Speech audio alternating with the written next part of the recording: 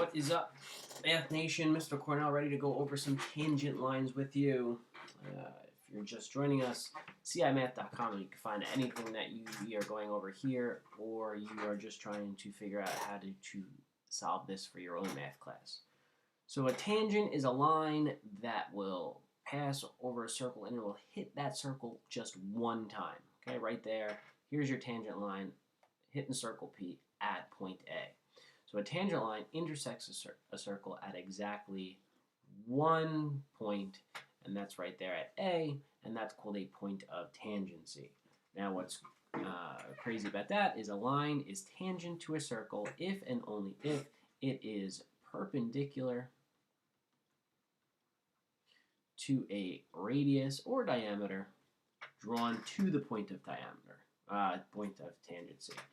All right, so what that is saying is that, okay, if you just drew a random line like this, and we're pretending it hit right there at that one spot. There's your radius, okay, because it's going to the center.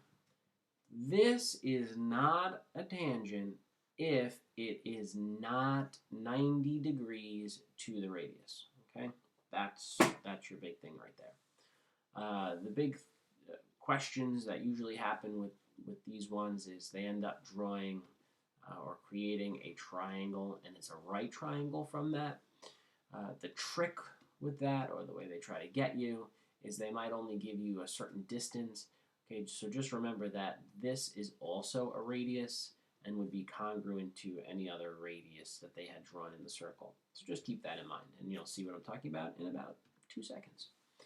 So determine if AB is a tangent to circle P. So here is AB, and now it's not a tangent if it is not perpendicular to the radius. So you need to figure that out. And what you're going to do is you're going to do a squared plus b squared equals c squared, Pythagorean theorem. So a is 14 and b is 11. Now here's that trick again. They're only telling you that this distance here is 5. It is not congruent to this distance here. So do not write 5 and say it is 10. This distance here is a radius, so it's actually 11 that goes there, which means the whole thing is going to be 16. So you're just going to do the math and see if the numbers work. So 14 squared was 196, 11 squared is 121, 16 squared is 256. You add up these two numbers here, I'm going to get 317, and that is not equal to 256, so AB is not a tangent line. Okay? If they were equal to each other, then you'd say, sure, it's a tangent. So let's just do some practice with those. So we're going to go ahead and basically do what I did up there, okay, try to trick you a little bit, and we're going to solve these the same way. They're going to be decimals, so we're going to round to the nearest 10. Okay, so here we go. First one. Find the value of x. Okay, so I have a tangent, so that means that he is perpendicular, so we can go ahead and do a squared plus b squared equals c squared. There's that trick again. 7 is here. 7 is not this number because it's a radius, so this is 11. So this entire distance is actually going to be 18. So that is your c value, so x squared plus 11 squared equals 18 squared. X squared plus 121 is going to be 324. Move that 121 to the other side, I'll get 203. You'll take the square root of that, and the value of x rounded to the nearest tenth would be 14.2. Okay. Let's get crazy with number 3. They already told me that I have a tangent, so right there, I know I can use the Pythagorean theorem. So 10 squared and 24 squared equals, all right, so now this is going to be 10. In the other two questions, what did I do? I added this radius with that number. And up here, I added the radius, 11, and that number, 5, so 11 plus 5, and here's 11 plus 7. Here does not have a number, so that is just x plus 10. So then this is going to become x plus 10 squared. All right. 10 squared is 100. 24 squared was was 576. Okay, now you have to expand x plus 10 squared. I am not going to have enough room here, so I'll show you on the next page. So x plus 10 squared is x plus 10 times x plus 10. So now we're going to go ahead and use the distributive property and multiply x times x. Then we have x times 10. So that's x squared plus 10x. 10 times x, that's 10x. And 10 times 10, which is 100. 10 plus 10 is 20. And then this is going to stay as 100. So this right side ended up being x squared plus 20x plus 100. Now, over here, I had 100 plus 576. I'm good. Not like the other questions we were doing because there's an x squared. So really what you have to do here is you're going to have to factor this out. All right, so I'm going to have to move this 100 to the other side. I'm going to have to move this 576 to the other side. So I keep a positive x squared plus 20x, and then it's going to be minus 576, okay? Because basically what happened when I first moved this guy over, it ended up canceling him out, okay? You get 576. So to factor them out, one of two things, okay? If you're not good at factoring, remember you can always put this into your calculator and determine where your zeros are. That's one way to do it because this is a quadratic function. So that's one way to do it. Okay, some people like to take that number there and divide it by x to find two numbers that multiply to equal 576. And then they're going to have to subtract to equal 20. Okay, so if you want to give a pause and say, all right, try one of these methods to figure out what numbers you're going to use there. And what you're going to find, it's going to be 36 times 16. So 36 times 16 equals 576. 36 minus 16 is equal to 20. Okay, that's your factoring. This number is going to be positive. This number is going to be negative because 36 minus 16 is 20, and 36 times negative 16 is negative 576. Now, the whole question, or the whole point of this is remember to solve for x. So this is equal to 0, and this is equal to 0. So one value for x is negative 36. One value for x is positive 16. You cannot measure a negative distance, so the value of x is going to be 16. So go back down to this crazy question. So all of that for a 16. All right, so there you go. That would be your upper level advanced question, and that's kind of what it would look like. All right, let's take a look at this one. It's very similar, but not crazy. They kind of shortened it. Here they were dealing with only a radius. Here you have now a diameter. So you're going to have to take this 11 and make it over here. So then this whole thing is going to be 22. So you're just looking at a larger triangle. So you'll have 22 squared plus x squared equals 25 squared. So 22 squared is 484. 25 squared is 625. So that's going to be 141. Square root that, and you're going to end up with 11.9. So there's some work with dealing with your tangents and how to determine if it's a tangent and then what happens when you have a tangent. So now what happens if I threw two tangents in the mix, like this guy here? So right here, here's a tangent, right there, there's a tangent. I know that because it is perpendicular to the radius. Now they intersect at one point right there, right? So when that happens, that means that those two tangents that were drawn, A, B, and C, B, are congruent. They're equal. So then here's kind of a messy one. Here's a circle, and then they drew a triangle, and they hit that circle one time each.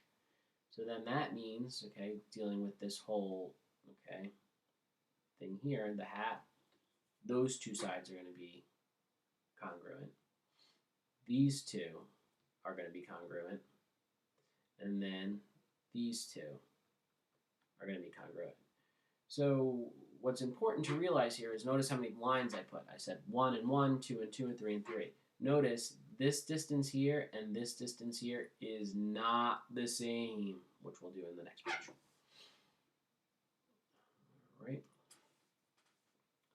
go, go. There we go. Nice easy one right here. We're going to assume that they're two tangent lines. So we'll say 5x plus 23 equals 8x minus 19. Go ahead, we'll solve for x. So we'll have 3x is equal to 42. So x is equal to 14, and that's what they wanted, so I'm good to go. All right, SV. Okay, here's one of those ogre onion questions. Find SV. They want this distance here.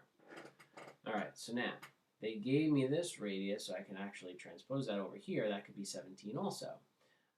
If we're saying that these are tangent lines, then that means that these guys here are right triangles, which means, doesn't matter which one, they're identical. You could use the Pythagorean theorem to find this distance here, or in the Pythagorean theorem, the x value. You have the 17, so you know that one of those values is 17. The question is, well, what's this side? Okay, because you're missing one of the sides of the triangle. We can say, okay, well, since those guys are two tangent lines, I can say that they're congruent or equal to each other. And then you can go ahead and solve for x. And then you're going to end up getting x to be 8. You can plug that 8 in and get 39. SU and ST, because it doesn't matter which one I got, are both going to be 39. So then what you can do is plug that in there, and you'll have 39 squared plus 17 squared equals x squared, and x is going to be your SV value. 39 squared is 1,521. 17 squared is 289.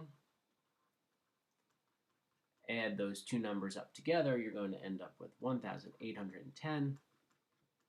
Square root it.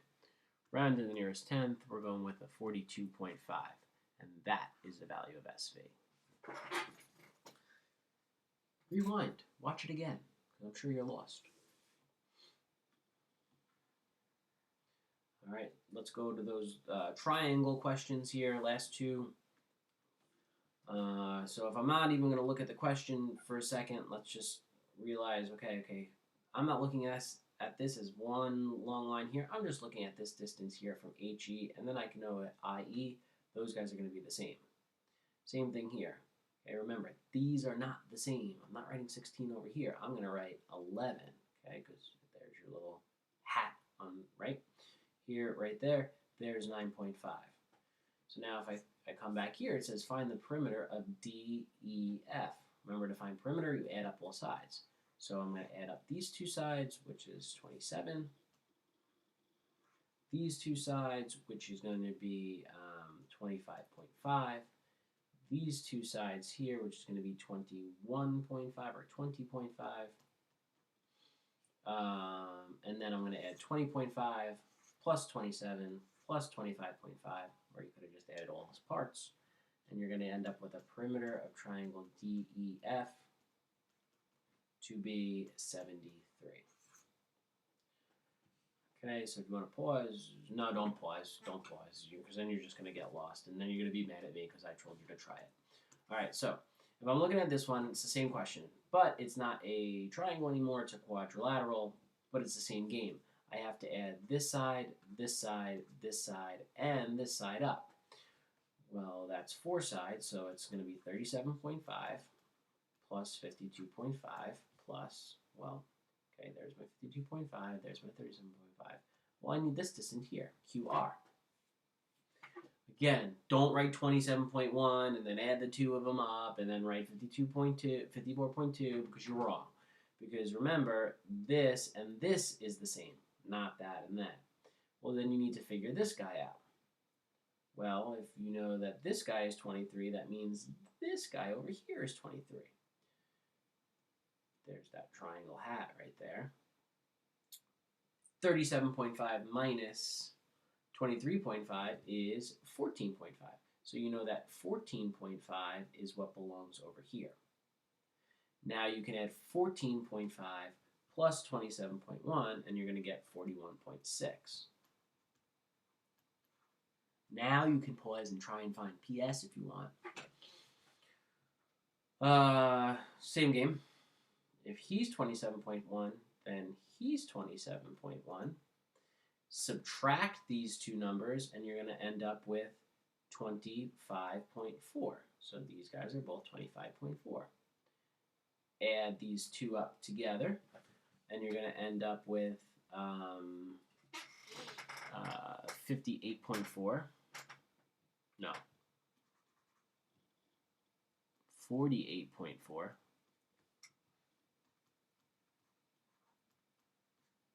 Okay, and then you're going to end up with a 180.